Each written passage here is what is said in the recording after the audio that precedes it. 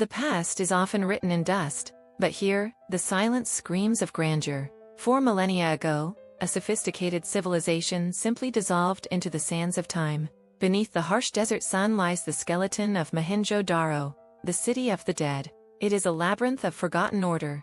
How could a society so vast, spanning over 1 million square miles, simply vanish, leaving no clear chronicle of its demise? They built on a scale unrivaled by their contemporaries in Egypt or Mesopotamia. This was the largest urban culture of its age.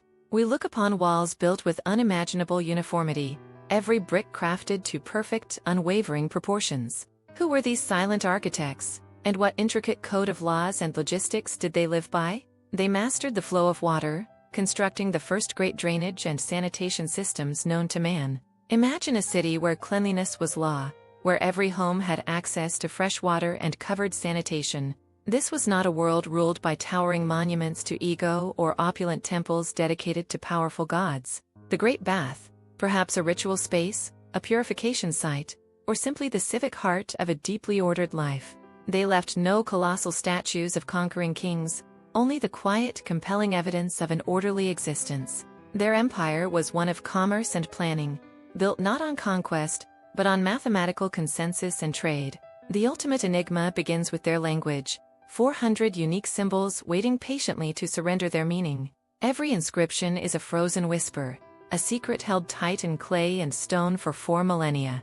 Their artistry was intimate, small in scale, yet profoundly sophisticated and alive. Consider the dancing girl, a defiant, lively pose cast in bronze, captured forever in motion. She hints at a society that valued art and self-expression, a culture far richer than its utilitarian walls suggest. Standardization was their bedrock. Weights and measures were perfectly calibrated across immense distances. This suggests a centralized authority, but one that governed through logistics and trust, not necessarily tyranny. They lived alongside massive domesticated beasts, animals woven into their very mythology and daily reality. The unicorn, perhaps a mythic symbol of their unified power or a forgotten deity, appears repeatedly on their seals. Did they possess a unified belief system?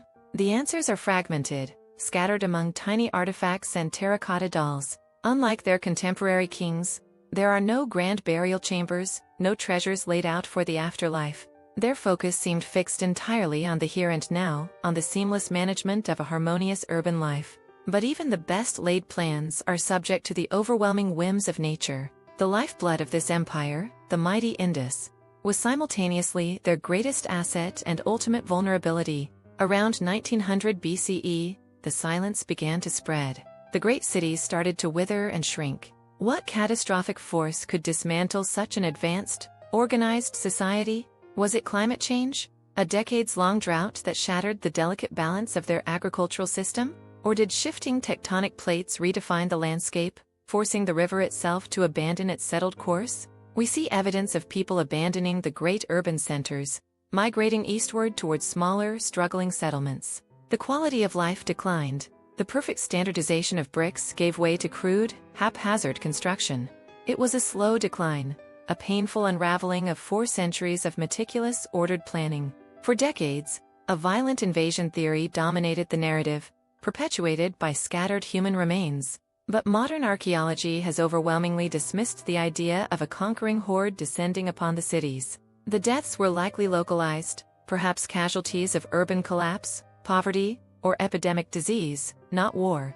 The true catastrophe was internal, the failure to adapt to a violently changing natural environment. They mastered society, but they could not master the immense forces that shaped their very world. Yet, the Indus story did not fully end. Their practices persisted and evolved in subsequent cultures. The seeds of their civilization, the specific rituals, the symbols, the urban planning, took quiet root elsewhere.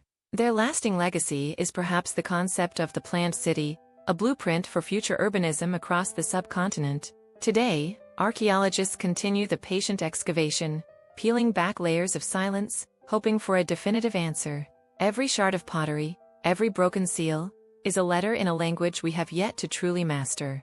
The Indus Valley Civilization challenges our understanding of power and governance. A civilization without kings, without monumental armies, yet achieving a stability that lasted nearly 2,000 years.